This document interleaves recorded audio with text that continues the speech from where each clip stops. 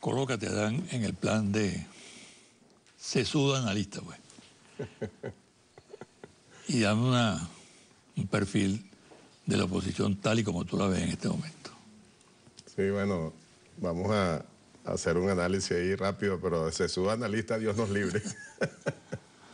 Esos son otros. La oposición, José Vicente, para nadie es un secreto. Hemos estado viendo en los últimos días lo que está sucediendo allí y con el respeto debido, esa es una mesa que está, decimos en el llano, espatillada. No tiene nada de unitario y siempre ha sido así. Nosotros sabemos, también utilizando un dicho llanero, y alguien lo mencionó por allí hace poco, eso siempre ha sido una mesa unida, pegada, decimos en el llano, con saliva el oro. Y eso tiene un gran significado, es decir, que no tiene realmente elementos sólidos de unidad. Son coyunturas, circunstancias lo que los han mantenido allí, a esos diversos partidos de la derecha, fascistas, y sobre todo cumpliendo directrices del imperio norteamericano, del gobierno norteamericano. Y yo me imagino también dentro de ese análisis que tú me pides, José Vicente, que en estos momentos ese gobierno norteamericano los debe estar presionando como nunca para que hagan lo que tienen que hacer con el sentido, la idea de mostrar esa supuesta unidad. Yo me imagino que los deben estar regañando muchísimo, ¿no?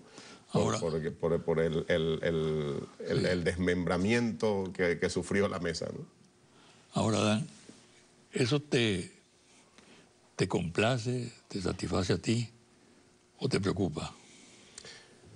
Yo diría, José Vicente, que deberíamos preocuparnos, porque recordando a Chávez, el legado de Chávez, y yo siempre he compartido eso también, y yo siento que la mayoría de nuestros líderes y la mayoría del pueblo, nosotros seguimos implorando, porque es eso, que es implorando una oposición seria en el país. Ojalá que esta circunstancia que están viviendo ellos a lo interno sirva para eso, porque yo no tengo dudas, en la derecha venezolana existen personas honestas, que creen en su modelo capitalista, que yo estoy seguro son sinceras, pues, comenzando con que son sinceras con sus creencias, ¿no? Y que deberían entonces, como son honestas, yo sigo creyendo que hay una parte de ellos que son así, deben apegarse a la Constitución y a las leyes. Y entonces conformar definitivamente una oposición seria, una oposición que verdaderamente apegada a esas leyes, bueno, participe en los procesos electorales cuando se presente cada uno de ellos. Organicen sus fuerzas a nivel regional, a nivel nacional, y que entonces cumplan con los mandatos de la Constitución bolivariana y de las leyes, que le digan al país cuál es su programa, cuál es su proyecto, cuáles son sus ideas, y que traten entonces con eso, dentro de la batalla de las ideas, de captar alguna gente que le permita seguir acumulando algunos espacios de poder a través de las elecciones. Eso sería una oposición seria, que nosotros, y yo particularmente, sigo apostando por eso. Y que los fascistas, los que siguen creyendo en el golpe de Estado, los que siguen creyendo en asesinar dirigentes, incluso en matar al propio presidente Maduro si pudiesen, eso, la derecha honesta, la oposición honesta, debería terminar en una circunstancia como esta de desecharlos. Ojalá suceda eso. Sería como pedir, José Vicente, que pudiese recomponerse la oposición venezolana en ese sentido, pues hacia la Constitución y las leyes. Ahora, dentro de ese cuadro que tú pintas allí...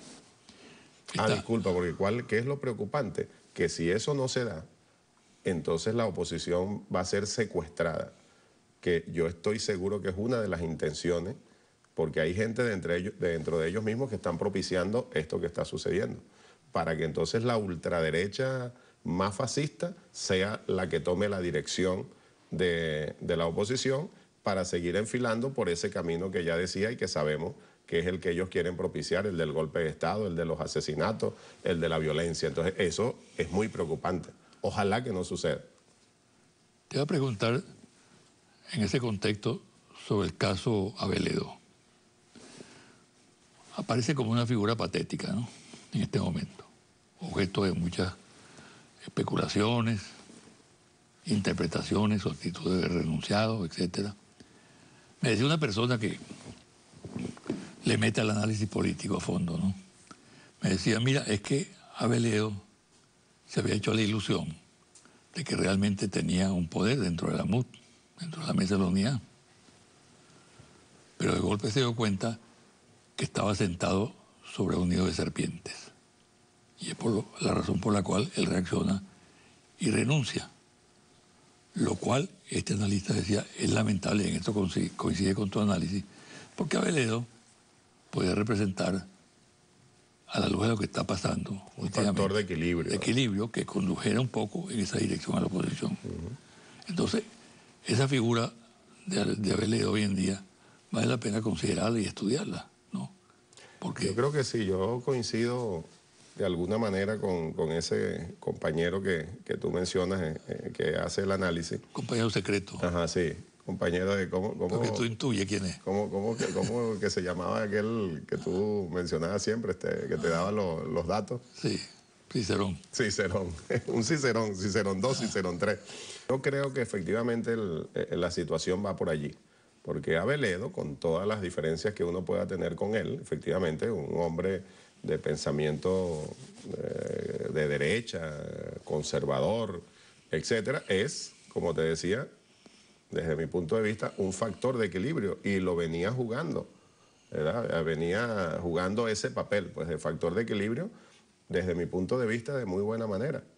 Y sufrió las presiones de ese nido de serpientes y no la soportó. De alguna manera, uno puede pensar que Aveledo tomó una posición también honesta para no prestarse, porque si él no renuncia, lo más probable es que hubiese terminado prestándose a las intenciones de los fascistas.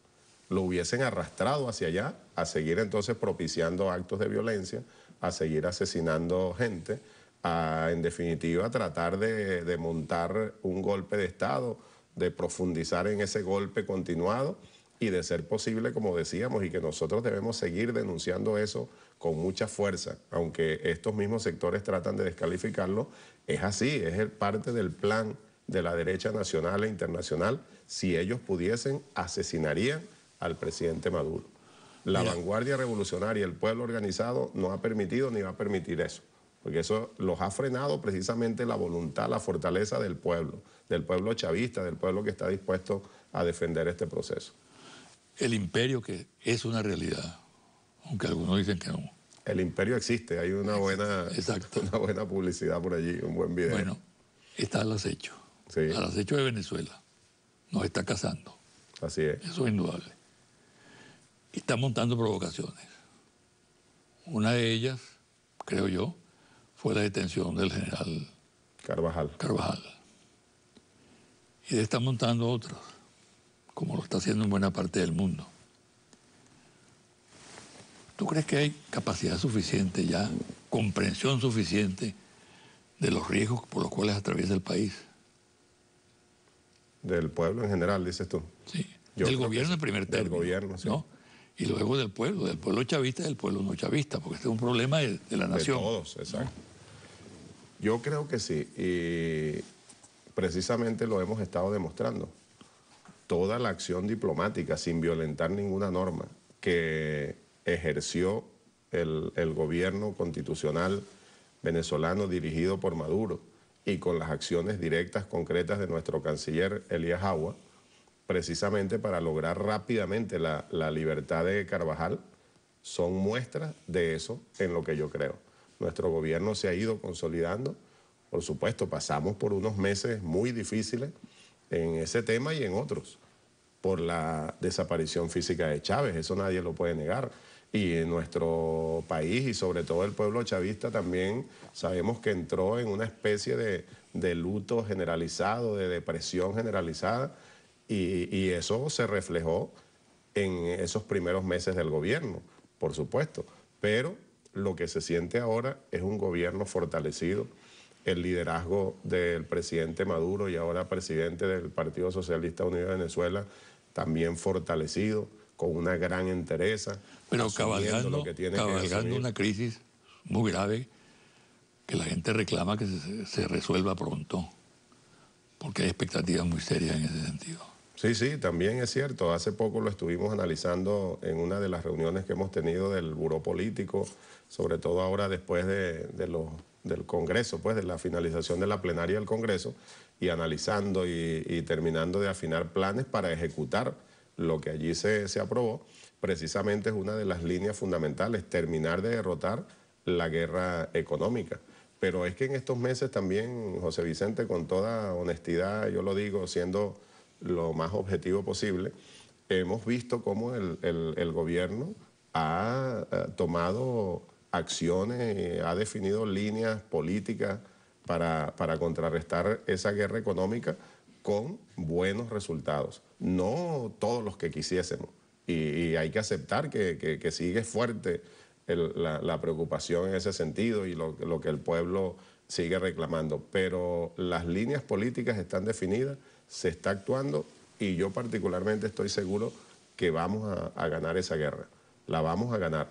Y ahora con mucha fuerza, precisamente una de las decisiones del Congreso del partido, involucrar de manera más directa a la base, comenzando por las llamadas VC, por nuestras unidades de base Bolívar Chávez, pero también de allí hacia todo lo que es la base de los partidos de la alianza, de los frentes sociales, de los consejos comunales, es decir, el pueblo, nosotros mismos propiciar una mayor participación para que entonces desde abajo, ejecutando las líneas políticas del gobierno y líneas políticas, propuestas, acciones que van surgiendo también de ahí, de la propia base, logremos, como yo estoy seguro que lo vamos a hacer, derrotar definitivamente esa guerra económica. Mira. Y dentro de ello, disculpa, yo sí siento, para volver a la pregunta inicial, que el gobierno y de la misma manera el pueblo chavista y más allá del pueblo chavista, cada día con mayor fuerza asume y tiene claro lo que significa ese embate, esa pretensión del gobierno norteamericano de acabar con esta revolución, que en definitiva sería prácticamente acabar con las esperanzas de un pueblo, esas esperanzas que sembró Chávez y que sigue sembrando Chávez. El pueblo en su inmensa mayoría está claro en eso y está dispuesto a asumir lo que tenga que asumir para defender su gobierno, para defender su revolución, para defender los grandes logros de esta revolución, que nadie los puede negar, y la gran mayoría del pueblo lo sabe, lo siente, porque todos los días, necesite lo que necesite, pues entonces ese pueblo obtiene esos beneficios en los centros de diagnóstico integral, en las escuelas bolivarianas, en los liceos bolivarianos, en las universidades bolivarianas, con la misión Cultura Corazón Adentro. O sea, la gente todos los días, en cualquier parte del país, recibe esos grandes beneficios de la revolución. Hace poco lo hemos resumido, lo recordaba el presidente Maduro recientemente. Aquí, en estos años de revolución, la distribución lo más equitativa posible de las riquezas que vienen, sobre todo de la industria petrolera, como nunca. De tal manera que en todos esos planes sociales hemos invertido en 15 años alrededor de 600 mil millones de dólares en esos programas sociales que son beneficio para el pueblo. El pueblo lo sabe. La gran mayoría sabe que si la derecha nacional e internacional lograra sus pretensiones, se acabarían todos esos beneficios. Adán, los llaneros tienen fama de intuir las cosas, ¿no? Una especie de magia que los acompaña, ¿no? En el caso de que ese llanero sea además un chavista, eso se refuerza. Rápidamente, para concluir la entrevista, ¿qué futuro ves tú? ¿Estabilidad, inestabilidad, consolidación del proceso? Sí, yo lo decía, de repente terminaba con algo similar el discurso del Congreso, que asumiendo lo que es el legado de Chávez, terminando de consolidar la unidad de la fuerza revolucionaria, fortaleciendo la conciencia, el deber social en el colectivo, mucha pasión patria, mucha pasión por lo que estamos haciendo, mucho análisis y seguir entonces estudiando, analizando y encarnando el espíritu de Chávez en el pueblo, que es un reto que tenemos, pero yo estoy seguro porque lo hemos venido haciendo, no estamos partiendo de cero. Y entonces uno siente, y dentro de eso que tú dices de los llaneros que huelen las cosas, pero además es lo que tú palpas en el pueblo, lo que palpas en cualquier sitio que visitas, donde vas a inaugurar una obra, a supervisar obras, a visitar una base de misiones, etcétera. Lo que se siente es el pueblo cada día más fortalecido, pero consciente que hay que seguir resolviendo cosas que no tienen que ver solo con la gestión de gobierno, de terminar de construir una base de misiones, de terminar de construir una escuela, que hay que reparar un liceo. Más allá de eso, que tiene que ver entonces con la conciencia, con la unidad de la vanguardia revolucionaria, el pueblo lo sabe. Y yo estoy seguro que, como lo venimos realizando y vamos a acelerar, tenemos toda la voluntad política para acelerar en todas esas áreas, lo vamos a lograr. Entonces, con ese pueblo unido, consciente, dispuesto a lo que sea por defender su revolución, nosotros vamos a seguir teniendo, y cada día que pase con mayor fuerza, estabilidad. Este es un gobierno que se estabiliza y que no lo va a tumbar nadie. Bueno, muchas gracias y mucha suerte. Gracias a ti. Bueno, gracias. Una pausa y al regresar los confidenciales.